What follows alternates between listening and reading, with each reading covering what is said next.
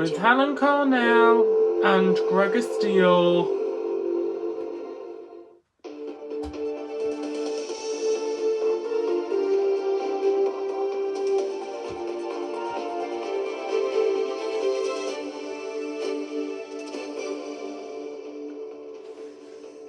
Good evening, welcome to ITV News Tyne Tees. Tonight's headlines.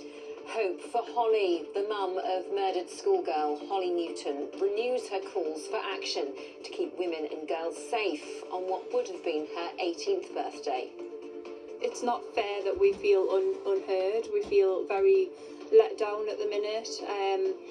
We just keep getting told that we're looking at things, but I want to know when and how. It's nearly 3 years and we've had nothing. Cracking the case, unseen police footage sheds new light on how officers brought down the two men who felled the Sycamore Gap tree. In sport, a frustrating night for Newcastle as a stoppage time equaliser means 2 points dropped at St James's Park. And dear stranger, meet the man who's made it his mission to tackle loneliness one letter at a time.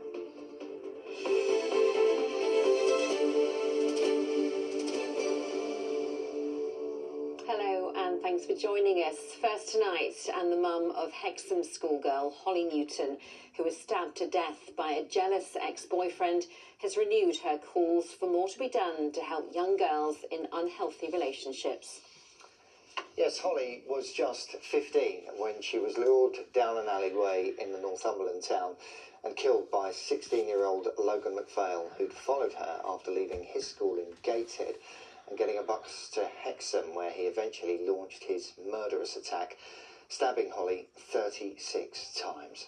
Well, today should have been Holly's 18th birthday, and a ceremony has been held in Hexham to plant one of the saplings from the felled Sycamore Gap tree in her memory, and from where mum Michaela has spoken of her frustrations about the lack of action taken to protect more girls like Holly. Chris Conway has more. Holly Newton would have been 18 years old today, but the chance to celebrate with the fun-loving and carefree teenager was robbed from Holly's family when, at just 15 years old, she was brutally murdered by her controlling ex-boyfriend, Logan McPhail. Holly was stabbed to death in an alleyway in the middle of Hexham. Today, instead of celebrating with her, Holly's family continue to campaign for a change in the law. We really need that law change to recognise that under-16s can be victims of domestic abuse. It's so important that domestic abuse is classified in under-16s, simply because then we can learn lessons, not just from Holly's death, but from other young people's deaths as well, or young people's experience with domestic abuse. Because Holly was 15 when she was murdered, it was logged as a knife crime, not domestic abuse. But the teenager's family want the government to change the legal definition of domestic abuse to include victims under the age of 16. Despite the government saying it wanted to halve violence against women and girls over the next decade, Holly's mum feels unheard. I am annoyed. I'm very annoyed that it's not fair that we feel unheard. We feel very let down at the minute. We just keep getting told that we're looking at things, but I want to know when and how. It's nearly 3 years and we've had nothing. We miss her so much. She brought so much joy, happiness and laughter to our lives, and we'd do anything to have her back here with us. To mark her birthday, friends and family gathered in Hexham this afternoon to see a sapling from the illegally felled Sycamore Gap tree planted in her memory. The sapling is one of 49 trees of hope grown from the seeds of the famous sycamore. We know that that's what the public really wanted us to try and achieve with Trees of Hope, and really bring people together and really use nature as a way to heal and move forward. And Michaela, does it feel fitting you've been given a tree of hope, given the work you now deliver through your charity? Holly's Hope is all about giving young people hope. It is a lovely, lovely thing to be gifted on Holly's 18th birthday. So we are so grateful for that tree, but it's very bittersweet that we're planting a tree for Holly's 18th rather than celebrating Holly's 18th with her. There were also banners and tributes from the local community in Hexham today at the bandstand, marking Holly's birthday. Her family say they will continue to highlight the dangers of controlling relationships to young people as a way of honouring her life. A life brutally cut short.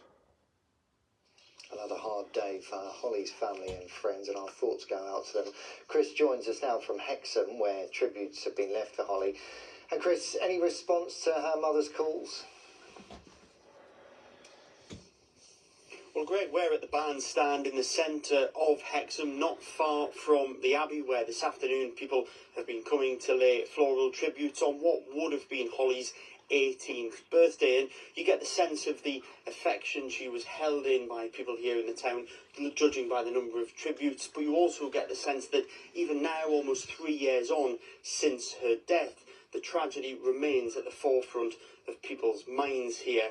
Now, after speaking to Holly's mother, we contacted the Home Office, and they told us they don't shy away from the harm caused by abuse in teenage relationships. And in a statement, they added, "Work is underway to explore every option to tackle teenage relationship abuse, including a review of the legal framework, prevention work and victim support." Now, Holly's mother has vowed to continue to push the government for action. She knows firsthand the devastating consequences that a controlling relationship can have. Chris in Hexham for us this evening. Many thanks. Next tonight, new details on the police investigation into the felling of the Sycamore Gap tree. Daniel Graham and Adam Carruthers cut down the tree in September 2023, a crime that led to outrage around the world and a major police investigation. Well, tonight, the first episode of a behind-the-scenes documentary will be shown on Channel 4, showing how officers managed to track down the culprits. Tom Barton has been taking a look. Daniel, are you responsible for criminal damage, namely felling of a tree at Sycamore Gap? No. For the first time, the public can see and hear Daniel Graham's denials. I think if I'd cut that tree down, it'll turn around here to say how I work, where I was that day. But I didn't cut that tree down, so on that day, I didn't do anything exciting. Anything exciting last night or the night before. And from Adam Carruthers, a chuckle. Do you understand what you've been arrested for? You do.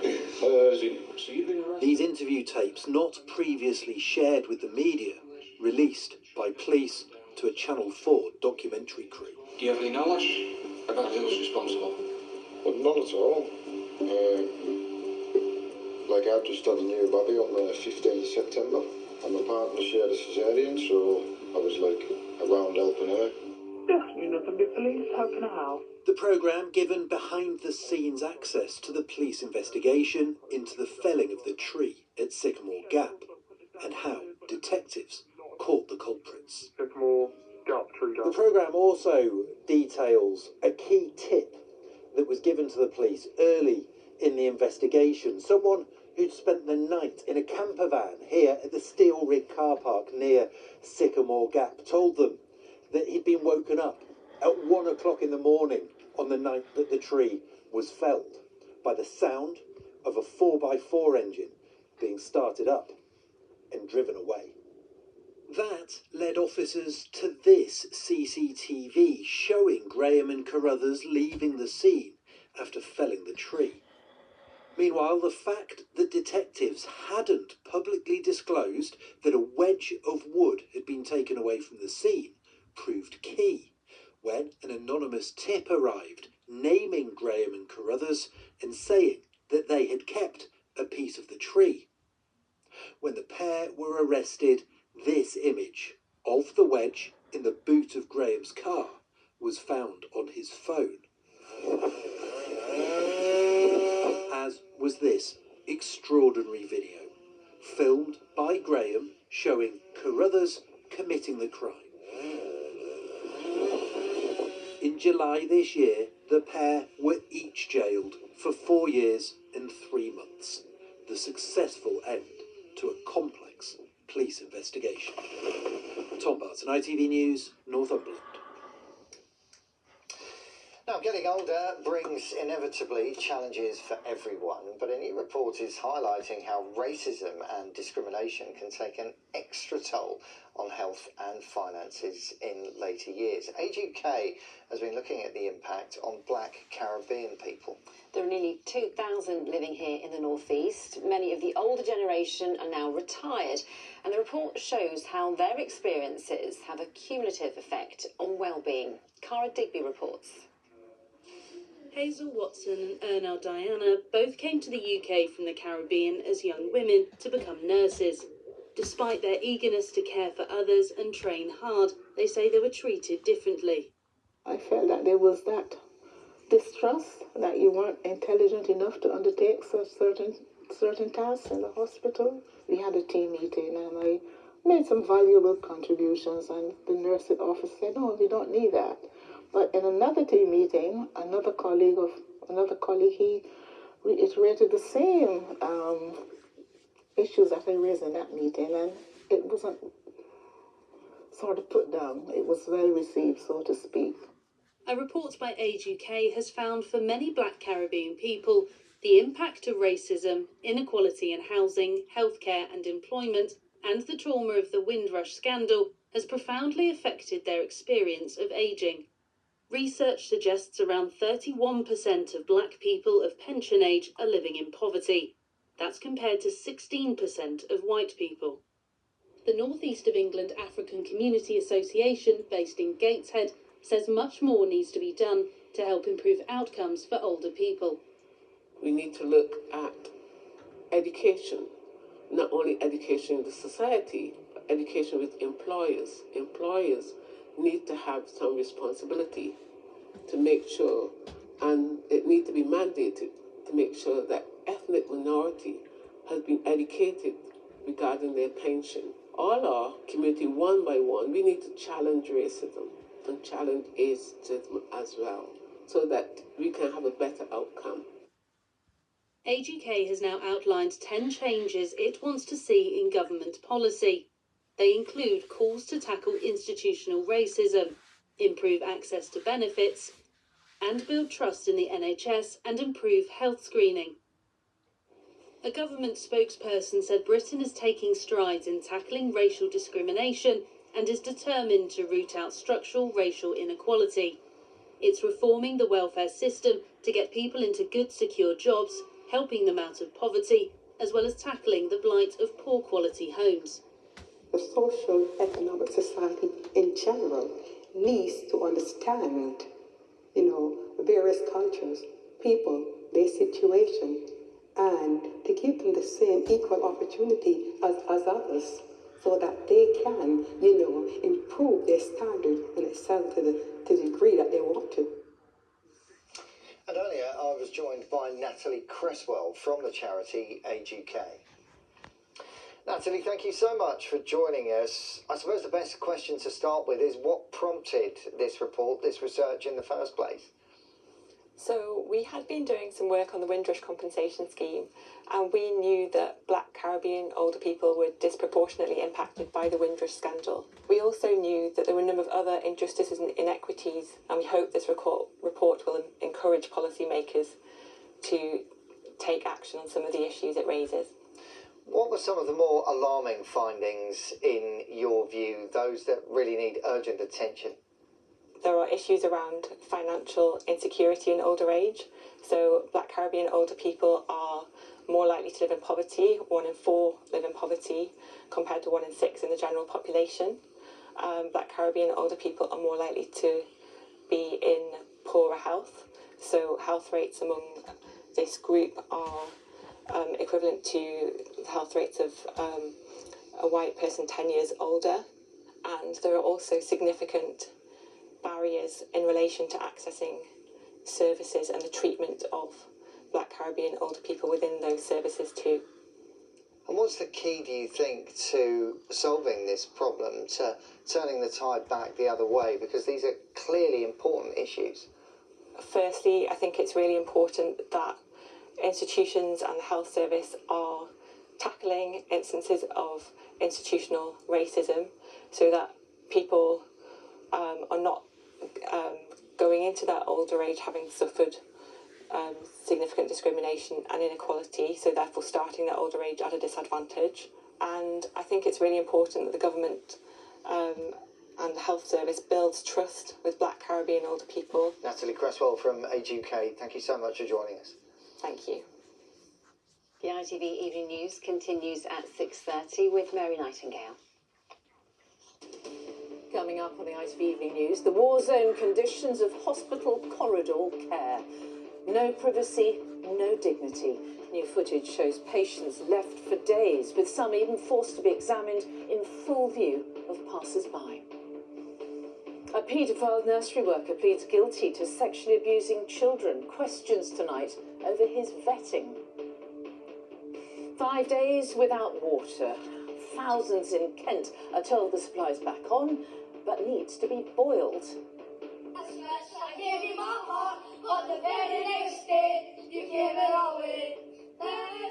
Spreading the Christmas spirit through a Ring doorbell camera, the singing Scottish schoolboys. Well, do join me for those stories and more at 6:30.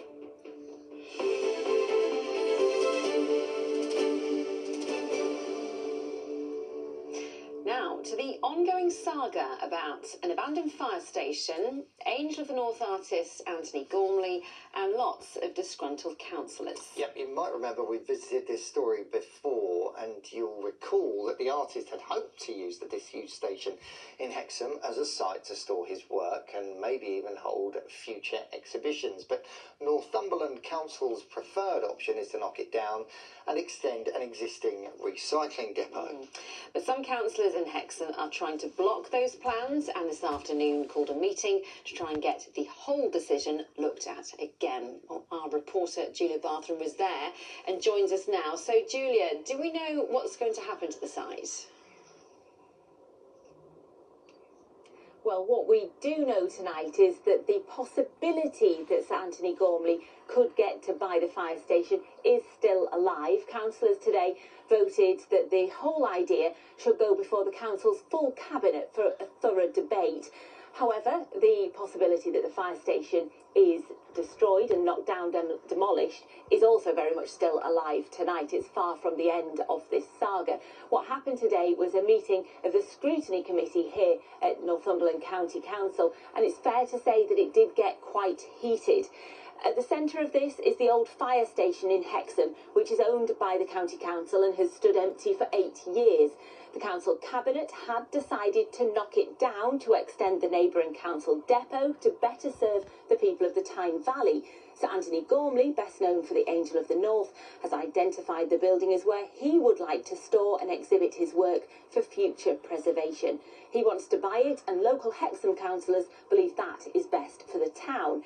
Today, some from Hexham argued that the County Council demolition decision was rushed through, that it was undemocratic because the Cabinet hadn't listened to the people of Hexham. The County Council representatives said they followed the correct procedures and that their plan is the best financially. Ultimately, the Scrutiny Committee voted 6-4 that this future of the fire station should go to the full council for debate. The Scrutiny Committee arrived at the right decision that this cannot be rushed through. This is a very, very important strategic piece for Northumberland and even the North East. Delighted it's going to come back to full council to be debated properly, so the options can be laid out, the costs can be laid out. What we need to do is to actually tease out all the issues in terms of the impact of having Gormley in the town for culture, tourism, those sorts of soft outcomes that, you know, versus bin lorries. I'm disappointed. I think the decision was taken for the wrong reason. I think there's a bit of politics being played out today, and we've been given a bloody nose as an administration. But I don't think there was proper scrutiny of the reasons behind our decision to plough ahead with the original plans. I don't think anybody's been speaking for the staff. Disappointing that with the Labour member voting against the, when the G&B had come out today and said that they thought the best use of that site was to develop the depot for their members. I'm disappointed with the Reform councillors who have come into this council saying that we can save the council millions of pounds, and then immediately they're voting for something that would cost the council millions of pounds. Page 14. And has there been any word from Anthony Gormley himself, Julia? There hasn't. I spoke to his foundation today, who thanked me for the interest but said they were unable to comment at this moment. I believe Hexham councillors are now getting in touch with them to really double down on the details so that can be put before the council. I think it's fair to say that everyone involved today was passionate that the best outcome is found for the future of the fire station, but what is disagreed upon is what the best outcome is. Julia, thank you very much. On to some sport now, and it was a frustrating evening for Newcastle. The Magpies led twice, but in the end they had to settle for a 2-2 draw against Spurs. Tom Johnston reports. With back-to-back league wins under their belt, Newcastle fans hoped their luck was beginning to turn. A win against a struggling Spurs side would make it 3 on the bounce. Early on they looked full of confidence, but couldn't produce anything to show for it. Joe Linton came closest as his efforts smashed the post. A half-time change appeared to flip the script. On came Bruno Guimaraes, and on 70 minutes he showed why he's Newcastle's captain fantastic with a wonderful goal. But the Magpies couldn't capitalise, and Spurs equalised just 8 minutes later. Newcastle were handed a lifeline when Dan Burn was brought down in the box. After a VAR review, the referee pointed to the spot. A controversial decision, but there was nothing controversial about the finish from Anthony Gordon. But once again, Newcastle's resistance couldn't hold. Deep into stoppage time, they could only watch as Christian Romero's acrobatic strike trickled into the net. For all their hard work, Eddie Howe's side had to make do with a point. I thought we were the dominant team and knocking on the door all through the first half. The goal came when it came and felt then we were in a strong position, having been relatively comfortable defensively, to then concede the 2 goals in the way that we did, in the manner that we did, is hugely disappointing. We had an opportunity to grab another positive result and we didn't take it, and when you add that to some of the other points that we've lost late in games, it's really cost us in our league position, and there's no denying that those points added back to us would put us in a lot stronger position. Frustration at full time, but turning good performances into points will be key for Newcastle if they're to climb the table.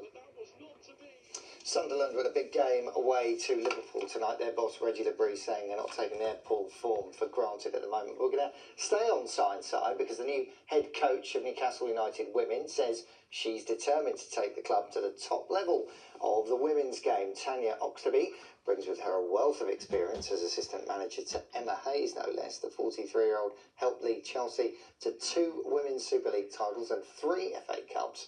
For the past 2 years, she's been at the helm of the Northern Ireland national team. She'll take charge of her first match at home to Southampton on Monday. It's a real credit to everyone that's been involved up till this point, you know, where the club's at, and our job now is to take it to the next level. And as I said, part of that's making sure we develop the players individually and as a group, and the ambition of the club is to be a WSL 1 team, and that is, you know, music to my ears. That's why I came here. So my job's to steer the ship in that direction, and I know from like a player point of view, they all want it too. So we're all pulling in the same direction and working really, really hard to achieve success. Look, we've got some really intelligent and gifted footballers in this group. My job's to bring that out on the pitch, and you know, I want them to go out and express themselves. They're going to make mistakes. I'm okay with that, because that creativity, you know, really holds you in good stead long term.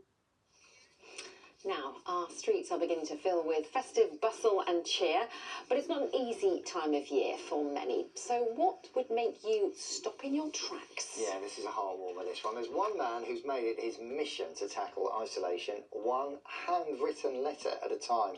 Jay Ventress has travelled the world from Egypt to Australia, posting handwritten notes in cities across the globe with the aim of connecting people. Yeah, he's amassed thousands of uplifting responses too, including some from our region. We caught up with him earlier. Jay, thanks so much for coming in. What a heartwarming project. Super stuff. Where did the idea come from? The idea came from quite a while ago during the pandemic. I was in Australia and I couldn't come home, and things kind of was going a bit mad. And I was in a really dark space, so I decided one day to write a letter that I would want to see on the wall. And then I wrote it, I closed my eyes, came back, looked at it, and imagined I didn't write it, and I felt better. And I left my, an Instagram tag, and then from there people started messaging me saying, oh, that's really nice. And then, yeah, it's been a mad adventure since then. And you've gone to different countries, you've been in England, you've been in Newcastle today. What sort of response do you think you might get here? I was quite surprised. I was posting letters all day in Newcastle, and I've already had some lovely responses from the people here. What, within the first 24 hours? Within like an hour, yeah. Wow. So it was very beautiful, and they were all saying, well, welcome to Newcastle and greetings from Newcastle. And yeah, people have been really kind.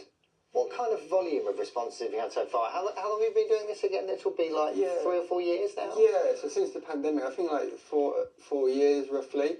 And since then, I've had over thousands of responses, yeah, so... And what are the ones that have touched you the most? What's some of the most heart-rending messages you've had back? Because clearly you've reached out to the world with this, haven't you? What have you heard back that's left a real impression on you? Yeah, I feel very blessed to people to respond, and I've had some very heavy ones and some also really light ones, but the most vivid response I had was actually from Bristol, and there was this hospital, and there was just an electric box in front of it. And I just thought, I'm going to post a letter there. And I posted a letter. And I received a message that night from a girl who said her brother died in her arms in the hospital.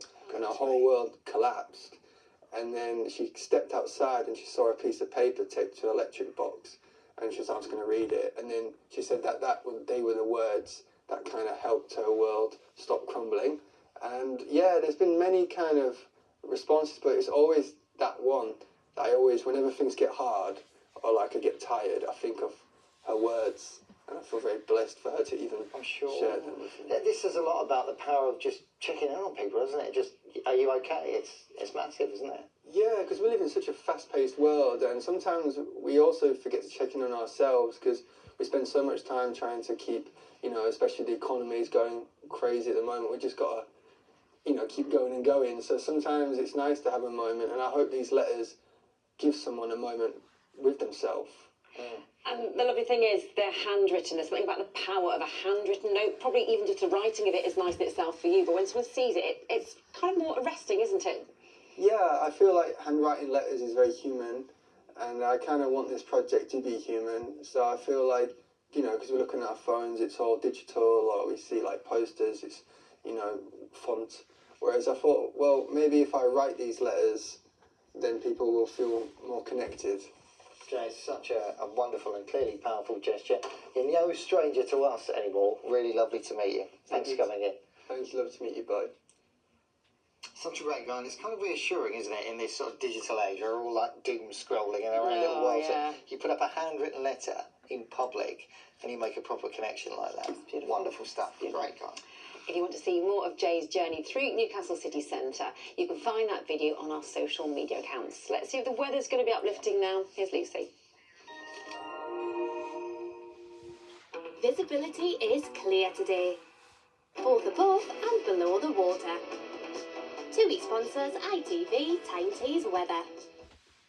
Hello to you again, a very good evening. A chilly theme as the week wears on. We've got some misty low cloud developing in places, keeping it quite grey and grotty, and outbreaks of rain moving through, and with the wet weather, brisk winds for a time. And after the drier conditions of today, we've got some showery outbreaks of rain moving through into tomorrow, and then a drier, clearer, chillier respite. So fine, bright start into Friday morning, if a little colder first thing, and then this system rolls in from the west. So things go downhill as Friday afternoon wears on. Brisk winds and outbreaks of rain to come. A slight switch in the wind direction and slightly less cold air too. As the next few hours, some misty low cloud developing, thickening up across the higher routes of the Pennines. Here quite grey as we go into a new day. And we've got that thick low cloud hanging around. So a very different start to this morning. Temperatures dip a fair few degrees. Just 2 or 3 degrees in some locations come the small hours. In those rural spots, just a touch of ground frost possible.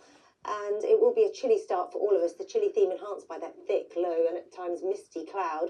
And then we've got this area of rain moving through. So it's going to look a little soggy for many of us through Thursday. Dull and damp before things improve a little later. And some breaks in the cloud will be few and far between by this point in the day. The sun, of course, so low and weak this time of year. And highs of around about 7 or 8 degrees. So feeling quite chilly, but those temperatures around average for this point in the year.